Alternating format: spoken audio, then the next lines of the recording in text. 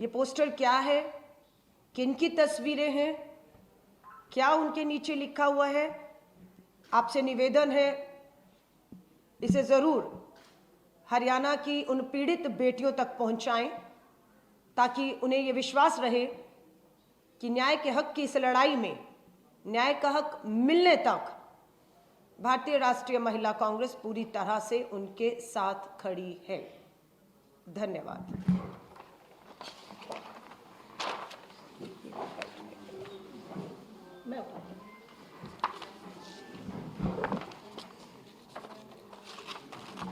आज मेरे 3 दिवसीय दौरे के तहत चंडीगढ़ कांग्रेस महिला कांग्रेस की कार्यकारिणी की बैठक, नारी न्याय सम्मेलन सफलतापूर्ण हुए। कल मैं पंजाब महिला कांग्रेस की हम लोगों ने कार्यकारिणी की, प्रदेश कार्यकारिणी की बैठक ली और हम लोगों ने नारी न्याय सम्मेलन किया। बेहद ही कामयाब सम्मेलन कल पंजाब कांग्रेस भवन में रहा। आज हरियाणा प्रदेश महिला अध्यक्ष सुधा भारद्वाज जी मेरे साथ हैं। राष्ट्रीय अध्यक्ष बनने के बाद हरियाणा का ये मेरा पहला दौरा है और आज हमारी अभी प्रेस वार्ता के बाद स्टेट एग्जीक्यूटिव मीटिंग है। हमारी सारी जिला अध्यक्ष, प्रदेश पदाधिकारी आ चुकी है और हम आज यहाँ पर बैठकर 2, 3, 4 घंटे जो भी समय लगेगा महिला कांग्रेस के संगठन को मजबूत करने पर जो है वो हमारा पूरा फोकस रहेगा। उसके बाद प्रदेश कार्यालय में ही हमारा नारी न्याय महिलाओं का सम्मेलन भी होगा और आगे का रास्ता ये है कि हम हरियाणा के हर जिले में नारी न्याय सम्मेलन आयोजित करने जा रहे हैं। ये नारा हमारे नेता श्री राहुल गांधी जी ने, पहले यात्रा थी भारत जोड़ो यात्रा, दक्षिण से उत्तर, कन्याकुमारी से कश्मीर तक 4000 किलोमीटर का सफल एक यात्रा रही। उसके लिए हम तहे दिल से लोगों का धन्यवाद करते हैं। वो यात्रा हरियाणा से भी गुजरी। हरियाणा की जनता ने इतनी ताकत दी, जो सवाल कर रहे थे कि क्या ये यात्रा अपना सफर में कामयाब हो पाएगी, कश्मीर के लाल चौक पर तिरंगा लहराने का जो हमारा संकल्प था उसे पूरा कर पाएगी। और मैं हरियाणा की जनता का आज धन्यवाद करना चाहती हूँ। वो जो ताकत उनसे मिली उसका ये फल हुआ कि हम कामयाब हुए और हमने कश्मीर तक यात्रा को जो है सफल किया लोगों ने। आज भारत जोड़ो न्याय यात्रा है। सवाल उठ रहा है कि राहुल गांधी जी पहले भारत जोड़ो यात्रा, भारत जोड़ो न्याय यात्रा, ये यात्राएं कब तक? जवाब था न्याय का हक मिलने तक। अन्याय किसके साथ हो रहा है, फिर सवाल ये उठा। फिर 5 मुद्दों पर राहुल जी ने कहा, पहला युवा न्याय, नारी न्याय, भागीदारी न्याय, किसान न्याय और श्रमिक न्याय। इन 5 लोगों के साथ जो देश की तानाशाह सरकार अन्याय कर रही है, ये लड़ाई अन्याय के खिलाफ है। आज ही अखबारों में मैंने पढ़ा 14 फरवरी को देश का अन्नदाता किसान हरियाणा से राजधानी दिल्ली वापस कूच कर रहा है। आज सारी अखबारों में है। युवा न्याय के तहत 1.5 लाख युवा जो मां भारती की सेवा के लिए सेना में जाना चाहता था, जिसकी पूरी भर्ती, फिजिकल, मानसिक ट्रेनिंग पूरी हो चुकी थी, सिर्फ भर्ती का इंतजार था, वो सभी युवा अन्याय का जो है सामना कर रहे हैं। उनकी भर्तियां रद्द कर दी गई, सेना को ठेके की नौकरियों पर 4 साल की छोड़ दिया गया और नौजवानों से, शहीदों से शहीद का दर्जा, कफन में तिरंगे का सम्मान, हर कुछ उनसे छीना गया, जिसको लेकर और बेरोजगारी में हरियाणा 1 नंबर पर खड़ा हुआ है। किसान हो, श्रमिक हो, मैं नारी न्याय के मुद्दे पर वापस लौटती हूं। आज फिर अखबारों में है कि घोषणा हुई है, कन्या भ्रूण हत्या अगर कोई कर रहा है उसकी जानकारी देने वाले को 1 लाख रुपए का इनाम। ये खबरें सिर्फ हरियाणा में देखने को मिल रही है। लोगों को 1-1 लाख रुपए का कन्या भ्रूण हत्या की जानकारी देने पर है, लेकिन लिंग जांच कहां हो रहे हैं, किन स्वास्थ्य केंद्रों में हो रहे हैं, किन निजी अस्पतालों में हो रहे हैं, उन पे कार्रवाई कब होगी? अगर लिंग जांच ही नहीं हो तो जांच के बाद की जो हत्या है वो हो ही नहीं सकती है। लेकिन आपको लिंग जांच रोकने पर आप विफल हो गए हैं। 7 गांठ है आपकी, निजी स्वास्थ्य केंद्रों से, जहां पर ये लिंग की जांच हो रही है और पता लग रहा है। हत्या तो दूसरा कदम है। आप दूसरे कदम पर कार्रवाई के लिए कह रहे हैं 1 लाख रुपए का इनाम, पर पहले पे ही आप अगर कार्रवाई कर देते तो आज 60% कन्या भ्रूण हत्या के मामले केवल हरियाणा से आ रहे हैं, केवल हरियाणा से। अपराध के मामले में कहें पूरे देश में हरियाणा की हमारी बेटी साक्षी मलिक हो, विनेश फोगाट हो, दिल्ली की राजधानी जंतर मंतर पर सर पटक पटक कर आई वो, कोई सुनवाई नहीं। बेटी बचाओ के नारे देने वाले प्रधानमंत्री जी मेडल जब साक्षी मलिक ने जीता, आपने उसको आमंत्रित किया, लेकिन आज जब उस बेटी के गले में मेडल के साथ आंसू हैं, मिलने का समय मांग रही है, अभी तक आज तक मिलने का समय नहीं है आपके पास। कुलदीप सिंह सेंगर भाजपा के नेता बताते हैं प्रधानमंत्री जी इसलिए खामोश हैं, लोकसभा के चुनाव आ गए हैं। साक्षी मलिक जिस राज्य में है वहां तो 10 ही सांसद भाजपा के, लेकिन ब्रजभूषण शरण जिस राज्य से है वो उत्तर प्रदेश है, वहां 80 सांसद है। अगर प्रधानमंत्री नरेंद्र मोदी जी ने ब्रजभूषण शरण के खिलाफ कार्रवाई की तो उनका ही मानना है उत्तर प्रदेश में भाजपा को आने वाले चुनावों में नुकसान होगा। वो 10 सीटों का हरियाणा में नुकसान सहन कर सकते हैं, पर उत्तर प्रदेश की चोट उन्हें भारी पड़ेगी। इसलिए वो ब्रजभूषण शरण एक अपराधी, गंभीर यौन उत्पीड़न के आरोपों में दिल्ली पुलिस पूरी तरह से दबाव में थी। गृह मंत्रालय, अमित शाह जी का दबाव था। बेटियां न्याय मांग रही थी पर एफआईआर नहीं हो रही थी।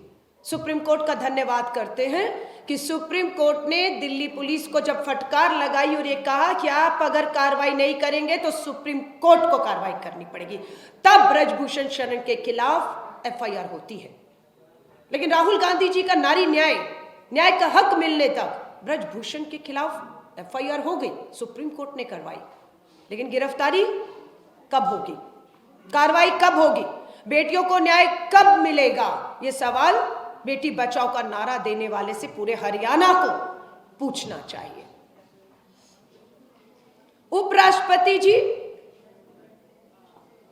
पर किसी ने जब कुछ कहा तो उन्होंने बोला पूरे जाटों का अपमान है। उपराष्ट्रपति जी अपनी जाति बताने लग गए और पूरे जाट समुदाय का अपमान बताने लग गए। साक्षी मलिक, विनेश फोगाट की इज्जत का सम्मान के साथ हुए घृणित अपराध में ब्रजभूषण शरण को बचाना क्या उस जाट समाज का अपमान नहीं है, उनकी बेटियों का अपमान नहीं है? उपराष्ट्रपति धनखड़ जी, देश आपसे, हरियाणा आपसे जानना चाहता है, आप चुप क्यों हैं? मंत्री हैं संदीप सिंह सैनी जी,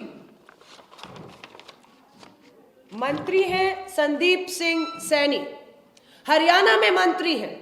गंभीर यौन उत्पीड़न के आरोप हैं उन पे, लेकिन आज भी भाजपा के सम्मानित सदस्य, विधायक और मंत्री के पद पर सुशोभित हैं। हरियाणा की पुलिस भी दिल्ली की पुलिस की तरह हिम्मत नहीं दिखा पा रही, क्योंकि पूरा सत्ता का उन पर दबाव है। एक नहीं है, यूपी में ब्रजभूषण सांसद को बचाया गया तो यूपी में ही कुलदीप सिंह सेंगर विधायक को भी बचाया गया। यूपी में ही राम दुलारे गौर भाजपा के विधायक को, दोनों पर नाबालिग बेटियों के बलात्कार के गंभीर आरोप रहे। 10 साल मामला कोर्ट में चला और आज कुलदीप सिंह सेंगर भाजपा का विधायक उत्तर प्रदेश हो या राम दुलारे गौर, हम कोर्ट को सलाम करते हैं, न्याय की अंतिम उम्मीद को जिंदा रखा और दोनों को उम्र कैद की सजा सुना दी गई, दोनों जेल में हैं। और हम ये सुनिश्चित करेंगे कि हरियाणा की सरकार की तरह, जिस तरह से वो एक और हत्या और बलात्कार के आरोपी को बार बार पैरोल पर छोड़ती है, बार बार पैरोल मिलती है एक बलात्कार और हत्या के आरोपी को, और आप सोच सकते हैं जब ये बलात्कारी हत्या के दोषी उम्र कैद काट रहे, जब बाहर सलाखों के आते हैं तो उस पीड़ित परिवार उन बेटियों पर क्या बीतती होगी, क्या गुजरती होगी। रात को सो भी नहीं पाती, डर और खौफ में रहती हैं, क्योंकि सरकार ये संदेश बार बार देती है कि वो बेटियों के साथ नहीं, अपराधियों को बेल बार बार पैरोल दे देकर उनके साथ खड़ी हुई है। भारतीय राष्ट्रीय महिला कांग्रेस ने यह संकल्प लिया है कि हम इस आधी आबादी के सुरक्षा हो, इनकी भागीदारी, न्याय की बात भी राहुल जी ने की है, उसको लेकर लड़ेंगे। 33% महिला आरक्षण कानून पास हुआ। लगा कि देश का 24 का लोकसभा और विधानसभा 33% आरक्षण के तहत होगा, लेकिन जुमला धोखा हुआ। कानून बन गया, कानून का लाभ नहीं मिल रहा। आरक्षण पे चुनाव ना लोकसभा का हो रहा है, ना विधानसभा का। कांग्रेस का यह कहना है कि 24 में कांग्रेस और इंडिया अलायंस की सरकार बनते ही हरियाणा वो पहला राज्य है जहां पर विधानसभा चुनाव होने हैं। 24 में केंद्र में कांग्रेस इंडिया अलायंस की सरकार बनते ही हरियाणा पहला राज्य होगा जहां पर 33% आरक्षण के तहत विधानसभा चुनाव कराएंगे। वो पहले राज्यों में शामिल हो जाएगा, और ये 5-10 साल बाद नहीं, ये 24 में ही होगा। इन्हीं हरियाणा के चुनाव में होगा, कांग्रेस को बहुमत मिलते ही, सरकार बनाते ही। ये हमारा संकल्प है। मामला, अभी मैं सुधा जी से बात कर रही थी, कन्या भ्रूण हत्याएं हो लगातार बढ़ रही हैं, सरकार उस पे मौन है, झूठे फर्जी आंकड़े पेश करके अपनी पीठ को थपथपा रही है। लेकिन पानीपत का गैंग रेप, पानीपत के गैंग रेप होता है। मुझे इस बात की खुशी है कि मेरी बहन महिला अध्यक्ष पीड़ित परिवार तक पहुंचने में कामयाब हुई, पीड़िता और उसके परिवार को मिली।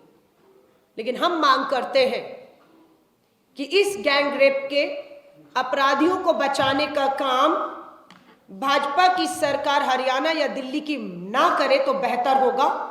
फास्ट ट्रैक में मामला चलाकर 3 महीने के अंदर एक बलात्कारी को फांसी के तख्ते पर चढ़ाए, उससे उनकी नीयत साफ दिखेगी कि वो सच में एक बार फिर अपराधियों के साथ खड़े हैं या बेटियों के साथ खड़े हैं। और बेटियों की इस न्याय की लड़ाई में 3 महीने में फास्ट ट्रैक कोर्ट में केस चलाकर हम बलात्कार गैंग रेप के दोषियों को फांसी की मांग करते हैं, और हम देखना चाहते हैं ये होता है या नहीं होता है।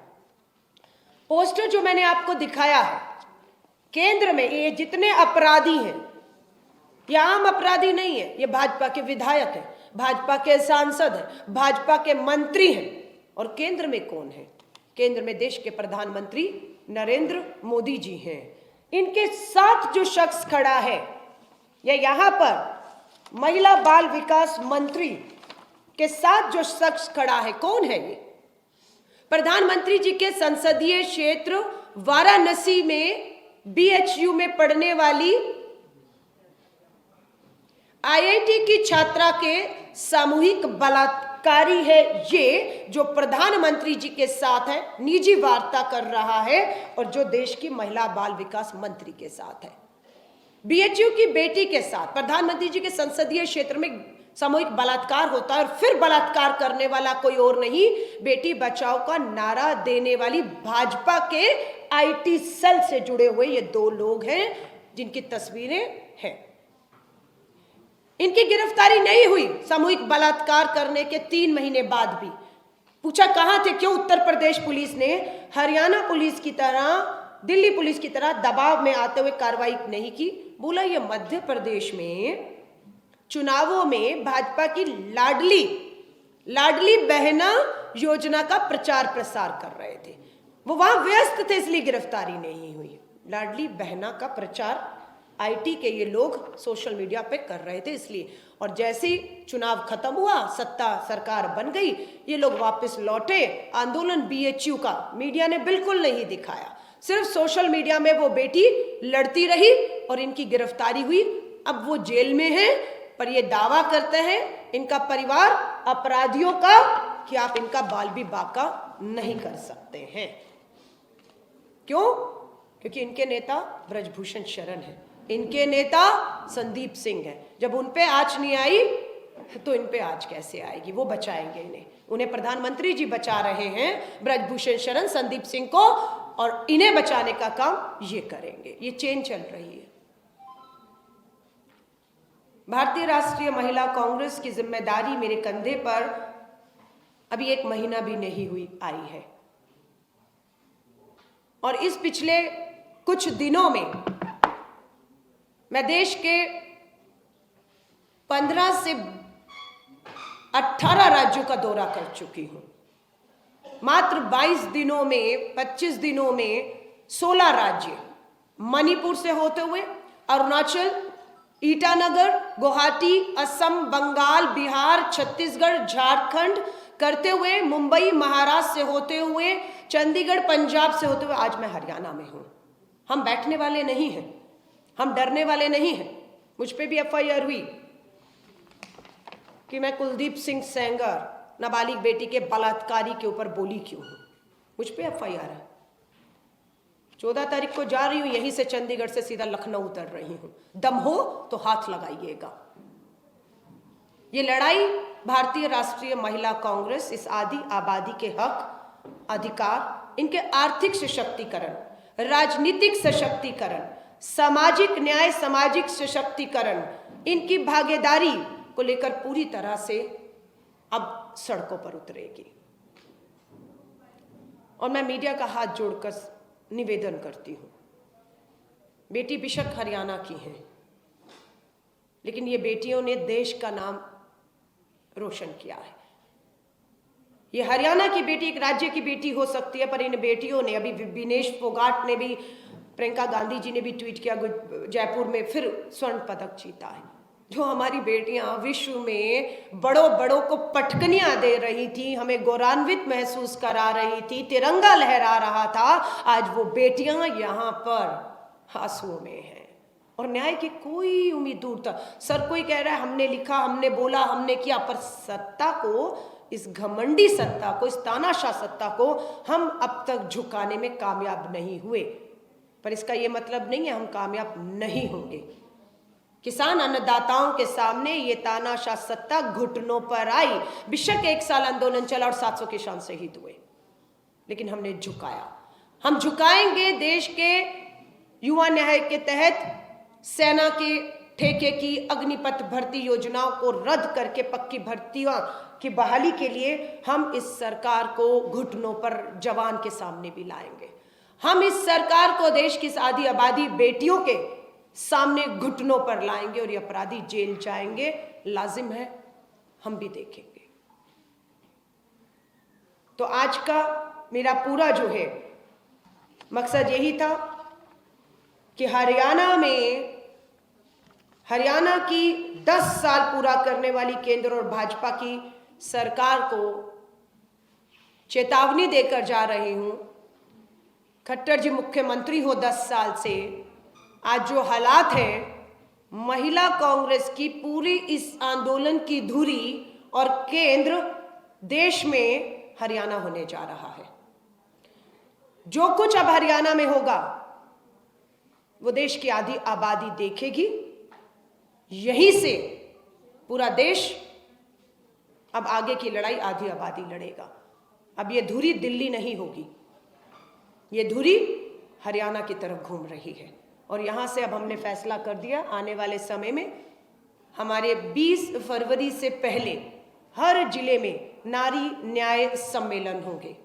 मकसद ये है कि वो हर जिले में जब नारी न्याय सम्मेलन होगा, उस जिले में कोई भी हमारी बहन पीड़ित है, शोषित है, अन्याय झेल रही है, न्याय नहीं मिल रहा, सुनवाई नहीं हो रही है, किसी भी तरीके से हम उन बहनों तक इस नारी न्याय सम्मेलन के तहत पहुंचेंगे, उन्हें हम अपने साथ जोड़ेंगे।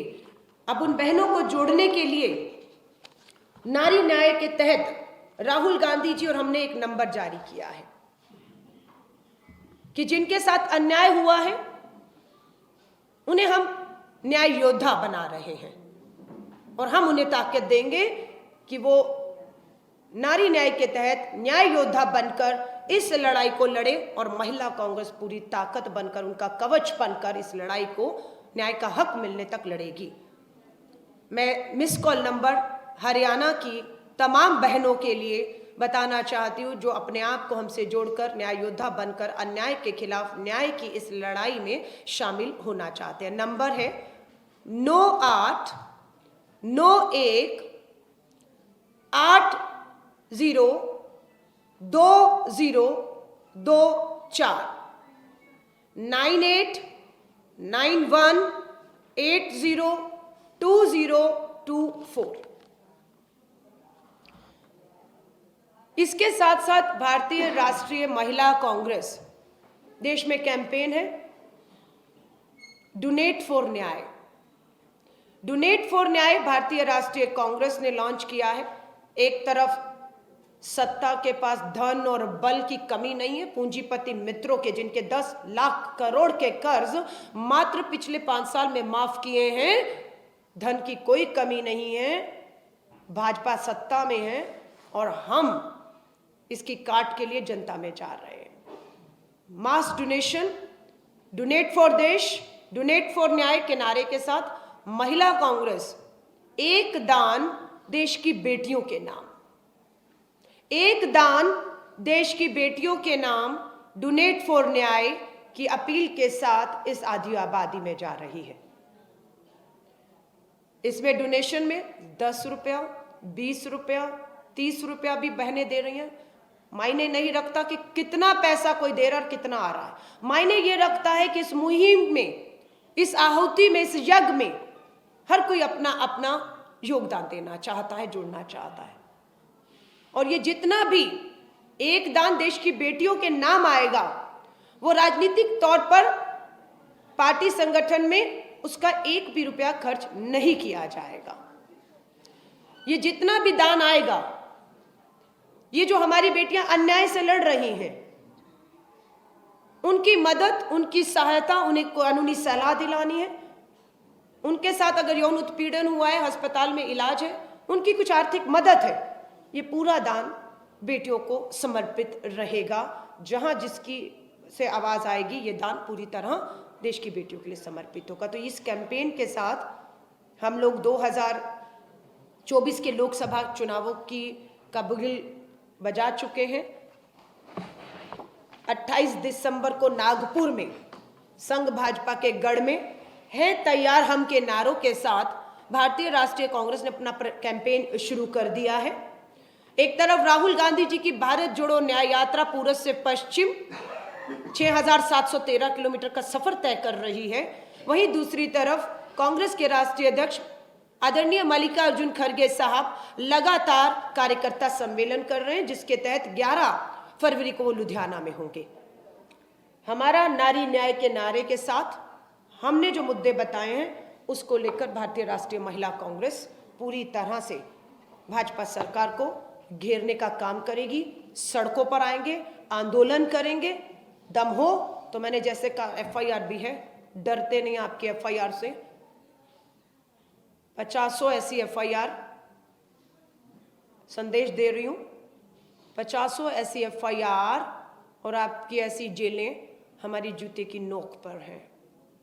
हम डरेंगे नहीं, हम तैयार हैं, आप तैयार रहिए। अब धन्यवाद। आपका कोई भी सवाल हो पत्रकार साथियों का, मैं उसका स्वागत करती हूँ और हाथ जोड़कर निवेदन ये करूँगी कि जो हमारा आधी आबादी का मुद्दा है, नारी न्याय का जो मुद्दा, जिस मुद्दों पर मैंने आज बात की, अगर उस पर आपके सवाल रहेंगे तो बेहतर है, क्योंकि बहुत से मुद्दे हैं और बहुत से मुद्दों पर प्रेस वार्ता होती है, पर वहाँ महिलाओं से संबंधित सवाल नहीं होते। तो कम से कम यहाँ उम्मीद करती हूँ कि इस आधी आबादी की जो हम लड़ाई लड़ रहे हैं, कि उनकी हिम्मत ना हारे, उम्मीद ना हारे, आस ना छोड़ें, हम हैं उनके साथ इस अन्याय के खिलाफ न्याय की लड़ाई में। सब ये संदेश मैं चाहती हूँ आपके माध्यम से कम हरियाणा की एक एक बेटी बहन तक पहुँचे। घर तक महागठबंधन की कौन सी मीटिंग में फैसला हुआ है कि अगर केंद्र में सरकार इंडिया महागठबंधन की बनती है कि हरियाणा में पहला विधानसभा चुनाव में 33% महिलाओं को ये कोई इंडिया महागठबंधन की बैठक हुई है, केवल कांग्रेस की बैठक में कोई अंतिम फैसला हुआ? हरियाणा में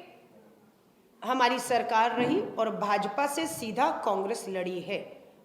हरियाणा के अंदर अगर मैं बात करूं तो इंडिया अलायंस का, यहां पर बंगाल में आप कह सकते हैं, तमिलनाडु में, झारखंड में, उत्तर प्रदेश में, बिहार में, महाराष्ट्र में बिल्कुल इंडिया अलायंस के 2-2, 3-3 दल हैं और केरला तक में हमारी लगातार बात है। लेकिन जहाँ तक आपकी बात हरियाणा की है, यहाँ पर कांग्रेस पूरी तरह से जो है भाजपा से सीधे टक्कर दे रही है और यहाँ पर हमारा वायदा है कि केंद्र में सरकार बनेगी तो ये पूरी इंडिया अलायंस का सिर्फ हरियाणा को लेकर ही नहीं है। इंडिया अलायंस का तो ये कहना है कि 33% आरक्षण के जो रोड़े आपने अटकाए हैं, जातीय जनगणना होगी, परिसीमन होगा, 5, 10, 15 साल बाद लागू होगा, हमारा ये कहना है।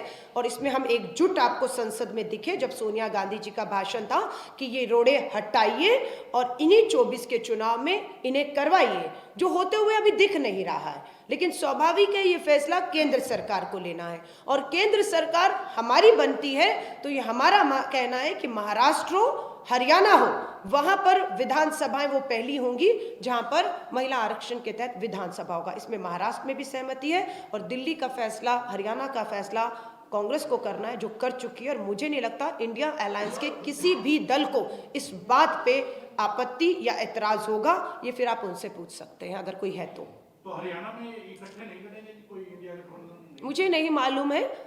मुकुल वासनिक जी हमारे सीनियर नेता हैं, उसमें भूपेश बघेल जी, अशोक गहलोत जी, कमेटी है 5 लोगों की। हर राज्यवार हमारी बैठकें हो रही हैं कि कहाँ कितनी सीटों पर, कौन सी सीटों पर किसके साथ लड़ा जाएगा। और मुझे जहाँ तक है दिल्ली में हम उस पे फैसले पर पहुँच चुके हैं। पंजाब का जो फैसला है बिल्कुल एक अलग तरीके से फैसला आपके सामने आएगा। हरियाणा का भी जो बात है वो आपके प्रभारी हमारे दीपक बाबरिया जी, CLP लीडर, प्रदेश अध्यक्ष जी उस पर आपको बता पाएंगे। पर हमारा जो दल एक है, अभी हम सब एक हैं, एक साथ लड़ रहे हैं। स्वाभाविक है 24 में जो भी नंबर आएगा इंडिया अलायंस का, उस पर आगे का रास्ता तय होगा। दिल्ली में क्या फैसला हुआ? आपने कहा दिल्ली में फैसले पे पहुंच चुके हो। मुझे ये नहीं मालूम है। कल स्क्रीनिंग कमेटी दिल्ली की मीटिंग है और मैं कल दिल्ली नहीं, पंजाब में लुधियाना में अध्यक्ष जी की रैली में रहूंगी। पर बहुत जगह हमारे फैसले एलाइज के साथ हो चुके हैं, उसकी घोषणा आधिकारिक रूप से आपके सामने जल्द आ जाएगी। चर्चा ये हो रही है कि आम आदमी पार्टी 13 तारीख को दिल्ली के साथ 2 अन्य राज्यों में अपने उम्मीदवार उतारने की घोषणा करेगी। तो ऐसे में क्या लगता है हरियाणा में शायद बात नहीं बनी होगी?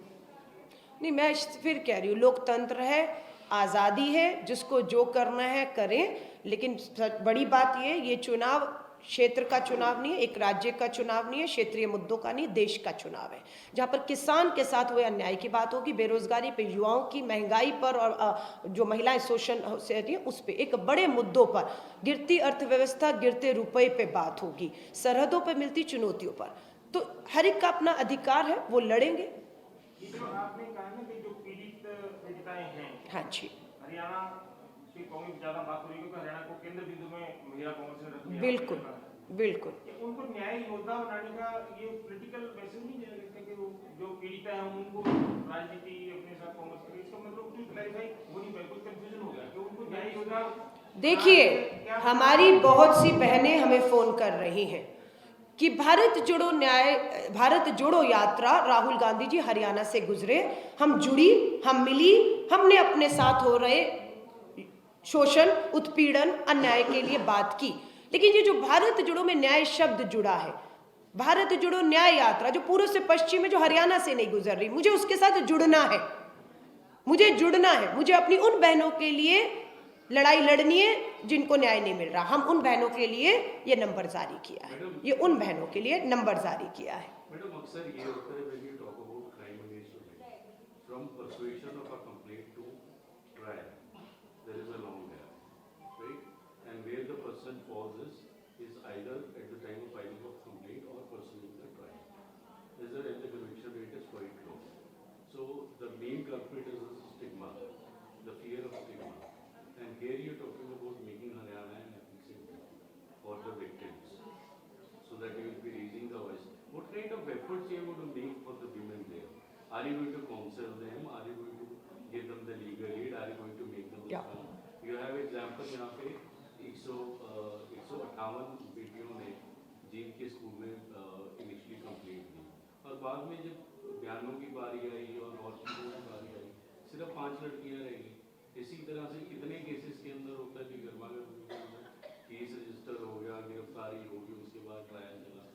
वो स्टिग्मा वाली बात और लड़कियों वाले केस में तो खास कर parents are not coming forward कि हमारे बच्चे के साथ गलत हुआ because initially it was alleged that the girls are being raped and finally it has ended up कि नहीं it was just a molestation.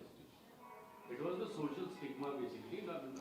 I don't question your No. your integrity or anything. No.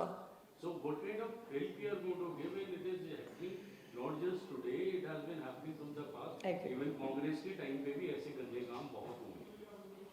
ऐसा नहीं कि नहीं हुआ है, ये कोई इस सरकार के सर भाजपा की सरकार है, कांग्रेस की सरकार है, मैं ये नहीं कह रही सरकारें कराती हैं, सरकारें रोक सकती हैं। प्रियंका जी और हाँ जी। से राहुल जी वो आए थे ना जीत में सोनिया गांधी को गए थे और उन्होंने किसी दलित वो भी वहाँ पे गए थे तो आइडिया किसी I am not criticizing no sir, I am not sir आपका जो सवाल है कि महिला कांग्रेस क्या कर रही है इसमें, रोल इन दैट ये सर सामाजिक न्याय, नारी न्याय के तहत जो सामाजिक न्याय है ये उसका है।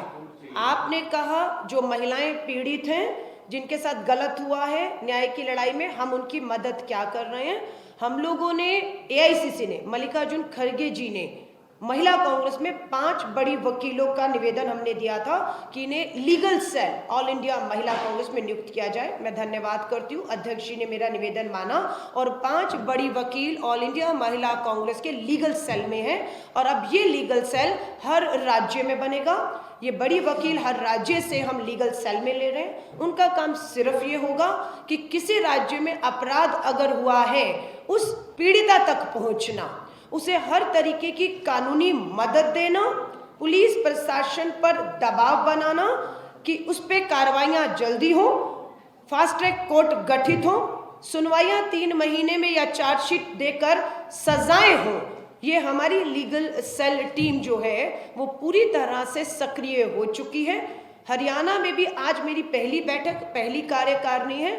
जल्दी हरियाणा में कौन सी 5 हमारी वकील लीगली इस पूरे मामले को देखेंगी, उसके नाम और नंबर हम जारी करेंगे ताकि हरियाणा में कहीं कुछ भी ऐसा होता है तो बहुत आसानी से उन्हें पता हो कि मुझे बस महिला कांग्रेस की इस नंबर पे डायल करना है और उसकी शुरू से अंत तक की लड़ाई, न्याय का हक मिलने तक हम लड़ेंगी। ये हमारे प्रयास शुरू हो गए। पहली बैठक है, मैं आपसे बेहतर होता बैठक के बाद मिलती तो आपको इसके सूचना भी दे देती, लेकिन बैठक इसके बाद है। सभी डिस्ट्रिक्ट में अपॉइंटेड हैं, हमारे जो वकील हैं सभी डिस्ट्रिक्ट में अपॉइंटेड हैं। सॉरी सर, एक सेकंड। हाँ comes to 33% reservation. हाँ जी। Even Congress is also a defaulter on that account. Because यहाँ पे भी महिलाओं को टिकट देने में, representation देने में, I'm sorry to say, that is not that encouraging.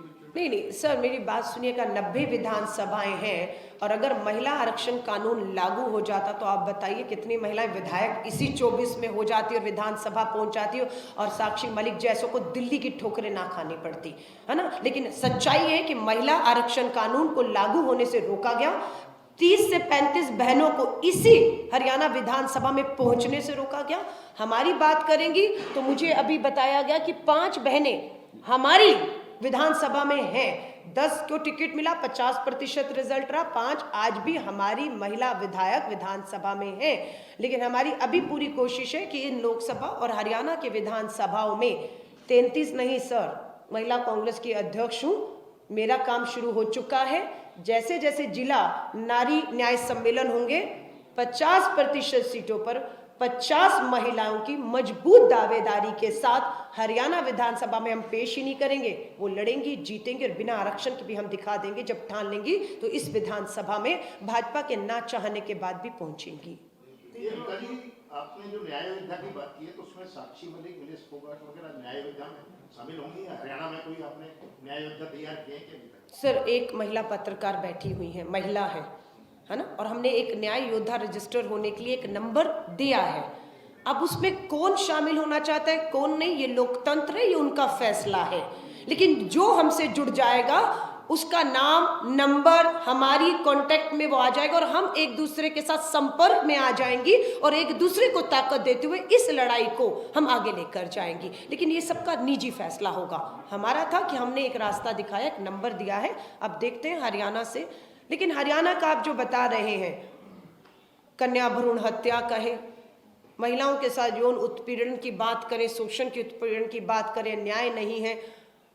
मुझे लगता है ये सिर्फ महिलाओं की लड़ाई नहीं है, ये हरियाणा की जो आधी आबादी पुरुषों की भी है। माफ़ी चाहूँगी, ये कलंक है, ये कलंक है, और ये कलंक को हम दोनों को मिलकर धोना है। हम दोनों के कितने भ्रूण हत्याएं हो रही हैं, बलात्कार हो रहे हैं, शोषण हो रहे हैं, और एक बन चुका है हरियाणा। हरियाणा की जो छवि थी या जो अब छवि बनी है पिछले 10 सालों में, हमारा प्रयास रहेगा वो छवि सुधरे, हालात बेहतर हों, और जो हरियाणा का गर्व था, गौरव था, वो वापस लौटे। और इस प्रयास को आधी आबादी अकेले नहीं करेगी, बाकी की आधी आबादी से मिलकर करेगी। कांग्रेस अध्यक्ष हैं राष्ट्र की, और आपको हरियाणा में संबंधित, क्योंकि प्रेस कॉन्फ्रेंस करें तो हरियाणा की सरकार से संबंधित आंकड़े घोषित आपकी जानकारी में है। हरियाणा सरकार का दावा है कि जनवरी 2015 में जो प्रधानमंत्री पानीपत में आए थे और कन्या बचाओ, जो बेटी बचाओ बेटी पढ़ाओ का कन्या भ्रूण हत्या को रोकने में जो प्रयास करा, सीएम का ये दावा है कि पिछले 7-8-9 साल में जो 833 से 34 के आसपास 2014 में हरियाणा का आंकड़ा सेक्स वो बढ़ के तो 925 के आसपास हो गया। इस सरकार ने ही ये आंकड़े कन्या भ्रूण हत्या पर रोक लगाई है। दूसरे राज्यों में जाकर भी जो लिंक जांच जो है करते हैं वहां तक भी पहुंची है, लेकिन आप इसके विरुद्ध कह रहे हैं। तो ये मैं आंकड़े के इसलिए कह रहा कि मैं आप पत्रकार साथी से हाथ जोड़कर निवेदन करती हूँ, मैंने जो बोला है और हरियाणा के मुख्यमंत्री खट्टर जी जो बोल रहे हैं, उसकी सच्चाई दोनों में क्या है। आप अगर अभी नेशनल क्राइम रिकॉर्ड ब्यूरो के आंकड़े दिखाएंगे तो आपको पता चल जाएगा, ग्राफ दोबारा से गिरा है, बहुत तेजी से गिरा है। हमारी सबके प्रयास से 10 साल हमारी सरकार रही, 10 साल इनकी, हम बेहतरी की तरफ थे। लेकिन पिछले अगर 22 के आंकड़े आप देखेंगे, हमारा ग्राफ एक बार फिर गिरा है, और 60% कन्या भ्रूण हत्याओं के मामले मात्र हरियाणा में दर्ज हुए हैं। ये सच्चाई है।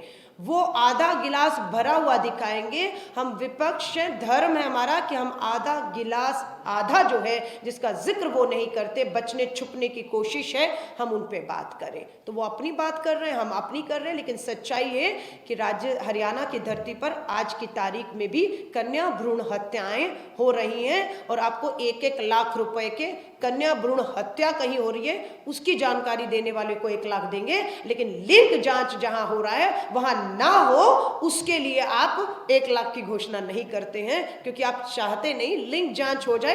5-5, 10-10 हजार फीसें प्राइवेट वाले हॉस्पिटल वाले डॉक्टर ले रहे हैं। कौन ले रहे हैं, आप तक कितना कमीशन पहुंच रहा है वो आपको पता है। इसलिए वो होने दीजिए, टेस्ट होने दीजिए, आपकी कमीशन आपके पास पहुंच जाए। हाँ, लेकिन जब गर्भपात का समय आए तब आप 1 लाख रुपया देंगे, है ना, क्योंकि तब आप कार्रवाई फिर किस पे करेंगे, किस पे करेंगे, ये भी आप समझ लीजिए। तो ये मिला जुला खेल है, सरकार पूरी इसमें भागीदारी है। खट्टर जी की विफलता है 10 साल में। जो आंकड़ा बेहतर से बेहतर की तरफ जाना था, वो आपके अंतिम वर्ष में एक बार फिर से ग्राफ नीचे की तरफ गया है। एक सवाल किसानों को लेकर था, 2-3 दिन से यहाँ पर है, और कल भी यहाँ केंद्रीय मंत्री आए थे, इस बार की तैयारी फिर से 13 फरवरी को किसान जा रहे हैं दिल्ली। देखिए, किसान का अन्नदाता 1 साल दिल्ली की दहलीज पर बैठा। आपको पता है, जब लॉकडाउन था, तालेबंदी थी, लोकतंत्र, पार्लियामेंट बंद था, कोई चर्चा नहीं की। पूंजीपति मित्रों के साथ बैठकर कृषि कानून बना दिया गया, जिसमें किसानों का कोई नहीं, पूंजीपति मित्रों का लाभ था।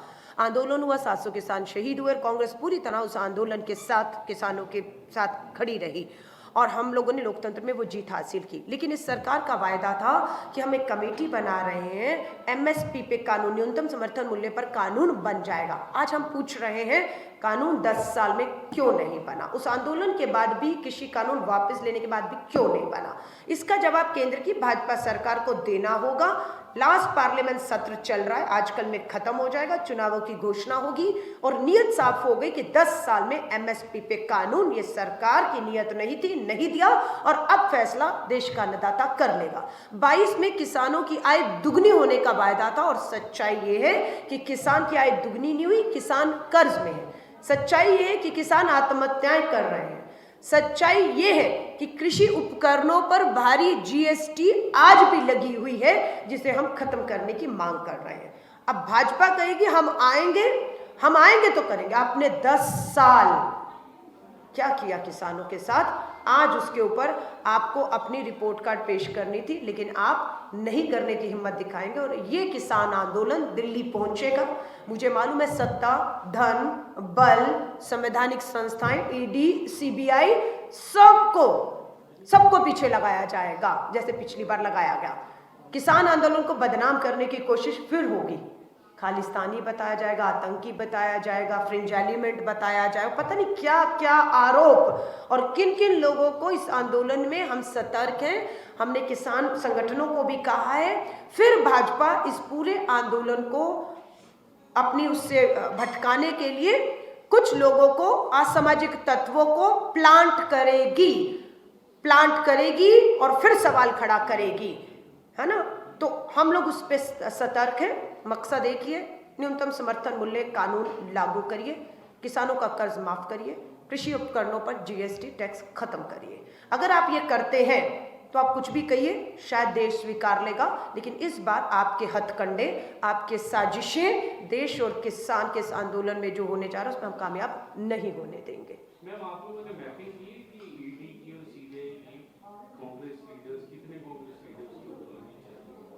धन्यवाद सर। ये पार्लियामेंट में सवाल पूछा गया कि पिछले 10 साल में ईडी ने कितने मामले दर्ज किए और कितने विपक्ष पे दर्ज हुए, कितने सत्ताधारियों पर, कितने नॉन पॉलिटिकल पर। आंकड़ा आता है 95% मामले ईडी ने पिछले 10 साल में मात्र विपक्षी पॉलिटिकल पार्टी और नेताओं पर दर्ज किए। 100 में से 95% मामले विपक्ष पे दर्ज हुए। सवाल दूसरा ये उठता है, 10 साल में एफआईआर हुई, मामले दर्ज हुए, चार्जशीट कितनों पर हुई, 10 साल में कितनों पर मामले चलाकर फास्ट ट्रैक में भी चलाते तो भी 10 साल कितनों के अंजाम तक पहुंच गए, साबित हो गए, दोषी करार दिए गए, जेल की सलाखों के पीछे भेज दिए गए और अगला चुनाव लड़ने पर रोक लगा दी गई। एक मामला नहीं है, क्योंकि सारे आरोप झूठे थे। मात्र राजनीतिक दबाव का एक हथकंडा आप अपना रहे थे कि आप समय बर्बाद करेंगे, आप नेता, और ये अभी फिर शुरू होगा सब। 24 का चुनाव है, दोबारा आप देखिएगा, राहुल गांधी जी को 55 घंटे ईडी ने बुलाया बिठाया, राहुल गांधी न डरे न झुके, भारत जोड़ो यात्रा के बाद भारत जोड़ो न्याय यात्रा पर चल दिए। राहुल जी की सुरक्षा एसपीजी वापस ली गई, राहुल जी का सरकारी बंगला वापस लिया गया, राहुल जी की संसदीय सदस्यता रद्द की गई, राहुल जी को जेल भेजने की तैयारी थी। इन सब पर 10 साल से इनके प्रयास थे, पानी फिरा और आज भी राहुल गांधी 24 का चुनाव लड़ने के लिए पूरी तरह से उत्तर से दक्षिण भारत में तैयार खड़े। सो अभी ये दोबारा शुरू होगा खेल, अभी इन्हीं दिनों में नहीं सर, झारखंड में देखिए, झारखंड की चुनी हुई लोकतांत्रिक सरकार को, हेमंत सोरेन को ईडी ने बुलाया बिठाया और उन्हें जेल भेजने की तैयारी थी, इस्तीफा हो गया, लेकिन मुख्यमंत्री की शपथ दूसरी नहीं होने दी। हम सब ने लोकतंत्र में दबाव बनाया। 81 सांसद झारखंड के हैं, 48 सांसद गवर्नर के घर के बाहर खड़े हो गए और गवर्नर को झुकना पड़ा, शपथ हुई, आज हमने सरकार बचाई। नए मुख्यमंत्री राहुल गांधी जी के साथ भारत जोड़ो न्याय यात्रा में चल रहे थे। यही काम उन्होंने चंडीगढ़ में किया। 20 पार्षद मेयर का चुनाव करने के लिए इंडिया, आम आदमी और कांग्रेस के थे। आपने क्या किया? सुप्रीम कोर्ट ने कहा ये लोकतंत्र की हत्या है। सुप्रीम कोर्ट ने कहा मेरी नजर मैं देख रहा हूं, ये लोकतंत्र शर्मसार सरेआम सत्ता, धन, बल और संवैधानिक संस्थाओं के दम पर भाजपा कर रही है। ये सिर्फ राजनीतिक दलों का नुकसान नहीं है, हम राजनीतिक दल एक चुने हुए जनप्रतिनिधि हैं जो लोगों की आवाज बनकर उनके मुद्दों को पार्लियामेंट में उठाते हैं। आप उस आवाज को खामोश करने की कोशिश कर रहे हैं और ये किसी कीमत में होगा नहीं। हमें मालूम है 10-15 लीडर हमारे, राजस्थान के पूर्व मुख्यमंत्री, छत्तीसगढ़ के पूर्व मुख्यमंत्री, कर्नाटका के उप मुख्यमंत्री, पूरी एक लिस्ट भाजपा ने तैयार कर रही है। जैसे ही चुनावों की तारीख की घोषणा होगी, हमारे हर बड़े नेता को ईडी बुलाकर घंटों बिठाने वाली है और बंद कमरों में कोई सवाल नहीं, कोई पूछताछ नहीं, कोई आरोप, कोई सबूत नहीं। उन्हें आदेश है, वो खुद बताते हैं बंद कमरों में, हमें आदेश है सिर्फ आपको बुलाना है, नोटिस देना है और घंटों आपके बर्बाद करने हैं कि आप खुले में इस भाजपा की तानाशाह सरकार और प्रधानमंत्री जी से सवाल ना कर पाए। इसलिए हम पर दबाव है कि आप जितने भी बड़े लोग, चेहरे हैं, नेता हैं, बड़ी सभाएं कर सकते हैं, उन्हें बंद करना है। उनके खाते उनके बैंक के खातों को सीज करने के लिए आदेश आ चुके हैं, क्योंकि ये चुनाव पर एक तरफ पूंजीपति मित्रों का धन और बल लगेगा और दूसरी चोट हमें वहां करने की कोशिश है। इसलिए हम बहुत ज़्यादा निर्भर जो है इन चीज़ों पर ना होकर राहुल गांधी जी के रास्ते पर चल रहे हैं। भारत जोड़ो न्याय यात्रा, नारी न्याय यात्राएं और आंदोलन लोगों के बीच में है। उसके बाद हमें परवाह नहीं, हमारे पास पैसा है नहीं है, मीडिया, सोशल मीडिया, संवैधानिक संस्थाएं। सर आप लोकतंत्र में सवाल तो पूछिए, चुनाव आयोग से कोई पत्रकार कोई आर्टिकल लिखकर पूछ लीजिए कि मुख्य चुनाव आयुक्त क्या मजबूरी है? लोकतांत्रिक संवैधानिक संस्था है, देश का चुनाव 24 का खड़ा है, 90 करोड़ लोग वोट करेंगे और विपक्षी दल कांग्रेस, इंडिया अलायंस के दल 5 महीने से आपसे मिलने का समय मांग रहे हैं, 5 महीने से, और आप 5 महीने से मुख्य चुनाव आयुक्त संवैधानिक पद पे बैठे। क्या दबाव है आप पर, क्या मजबूरी है आपकी कि आप मिलने का समय नहीं दे रहे हैं? तो यहीं से आप समझ जाइएगा खेल कितना बड़ा होने वाला है। चुनाव आयुक्त की नियुक्ति पर फैसला हुआ, अकेले सरकार नहीं करेगी, मुख्य न्यायाधीश, प्रधानमंत्री और नेता विपक्ष एक पैनल करेगा कि मुख्य चुनाव आयुक्त और 2 सदस्य कौन होंगे। 150 सांसदों को लोकसभा से आपने निलंबित कर दिया। 75 साल आजादी के आज तक नहीं हुआ कि एक ही बार में 75 विपक्ष के सांसदों को 75 साल में कि 150 सांसदों को आप सस्पेंड कर दें। मनमाने तरीकों से बिल लेकर आए कि मुख्य चुनाव आयुक्त की नियुक्ति से मुख्य न्यायाधीश को बाहर कर दिया जाता है। वो मुख्य न्यायाधीश जो देश के न्याय दे रहा है, जिससे न्याय की उम्मीद है, उस पर आपको विश्वास नहीं, आप उसको बाहर करते हैं। और कल प्रधानमंत्री जी के आवास पे बंद कमरे में 24 से पहले चुनाव आयुक्त कौन होगा इसकी मीटिंग भी हो गई है, इसका फैसला भी हो गया है। नेता विपक्ष को होना था, लेकिन उसमें 3:2 से फैसला होना था। प्रधानमंत्री जी, कानून मंत्री, नेता विपक्ष, बैठते ना बैठते 2 से फैसला हो गया।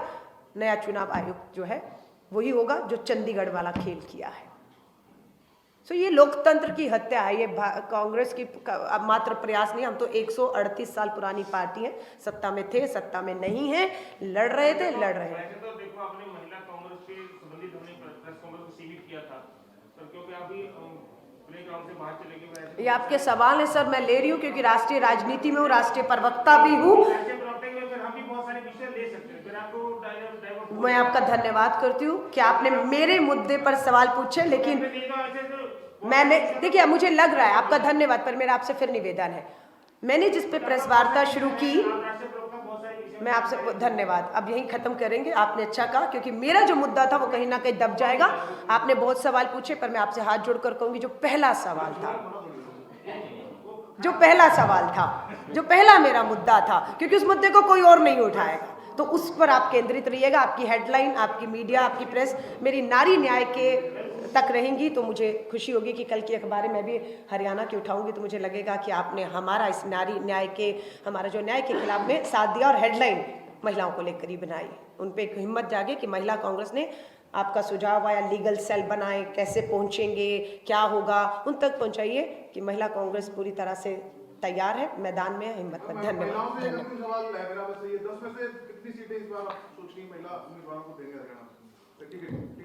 आज मेरी पहली बैठक है, मैं वही कह रही हूँ, बैठक करने दीजिए।